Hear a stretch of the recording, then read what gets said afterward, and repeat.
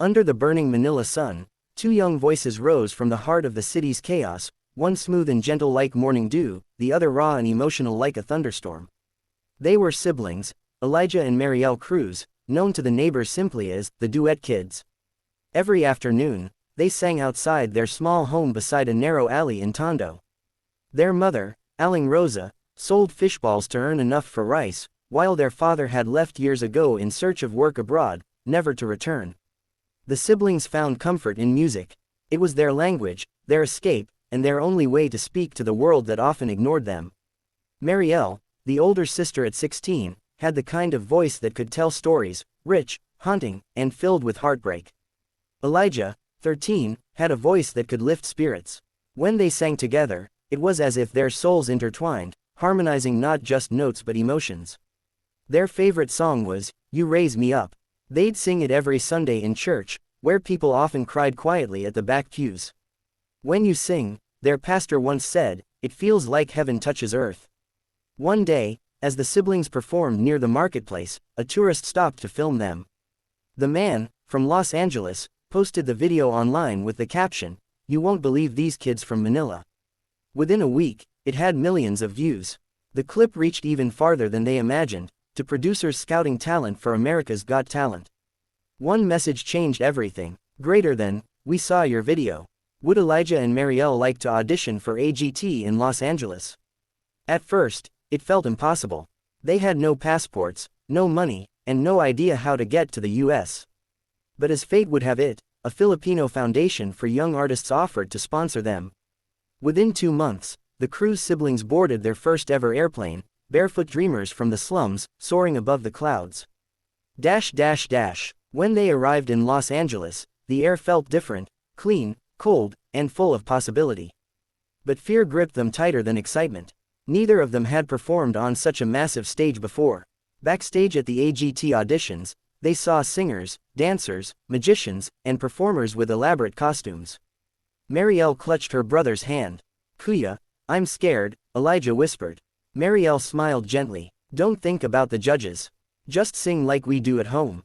When their names were called, the siblings stepped onto the grand stage of America's Got Talent.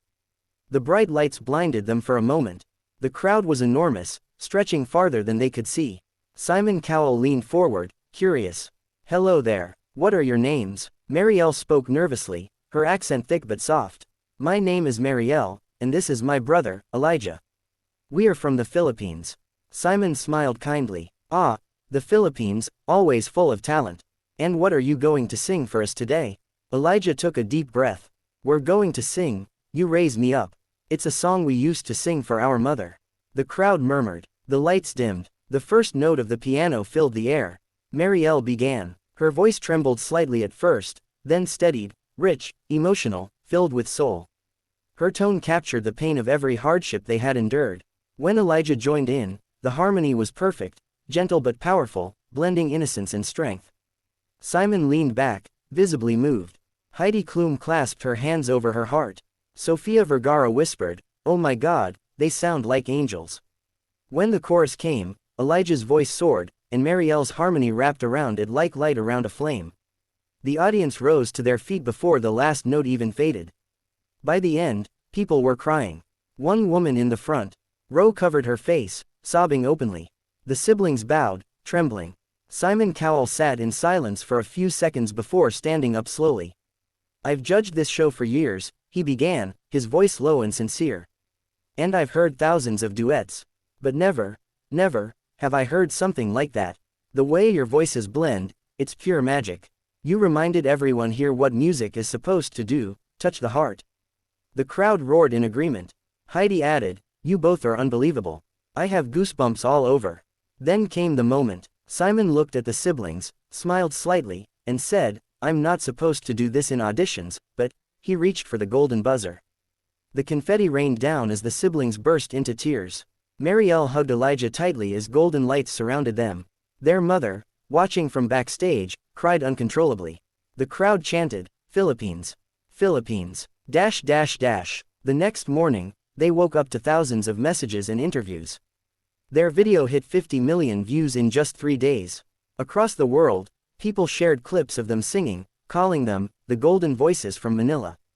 But fame brought pressure. As they prepared for the semi-finals, Marielle struggled. The rehearsals were exhausting, and producers kept changing song choices. One night, she confessed, "Elijah, what if I mess up? What if I ruin everything?" Elijah placed his hand on hers. 8. Remember what Papa used to say? Music is prayer. We just have to sing with our hearts. They decided to perform The Prayer, by Celine Dion and Andrea Bocelli, a song that mirrored their journey. During the live show, as the orchestra swelled, their harmony became otherworldly. The camera zoomed in on Simon, his eyes glistened.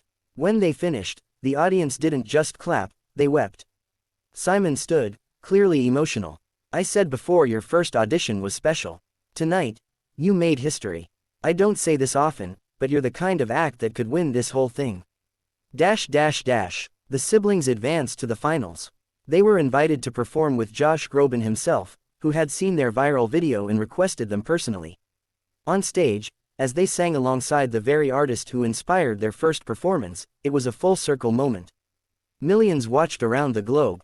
People in the Philippines filled community halls, schools, and small shops to see their own rise to the top.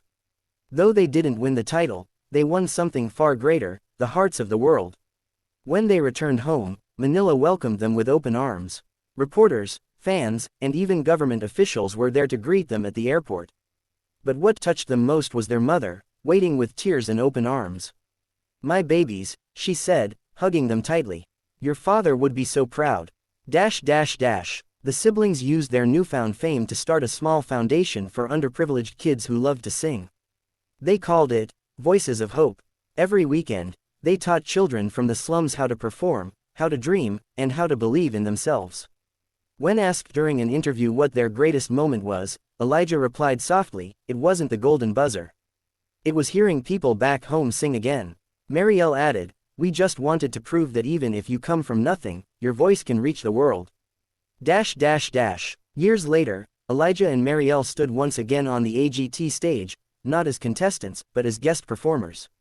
Simon Cowell, older now, smiled at them like proud children. Before they began, Simon said, "I remember when I first saw you too. You reminded me why this show exists, to find real talent, to find real stories. And to this day, I still believe your duet was one of the most magical moments in AGT history." As they sang that night, the world fell silent once again. Their voices, mature, polished, yet still carrying the innocence of their childhood, filled the room. By the final note, the entire theater stood, clapping in unison. Simon wiped his eyes discreetly. The world remembered why they had fallen in love with the crew's siblings, the humble kids from the alleys of Manila who turned pain into melody. After the show, a journalist asked Simon backstage, what made them so special? Simon paused, thinking deeply. Because they didn't just sing.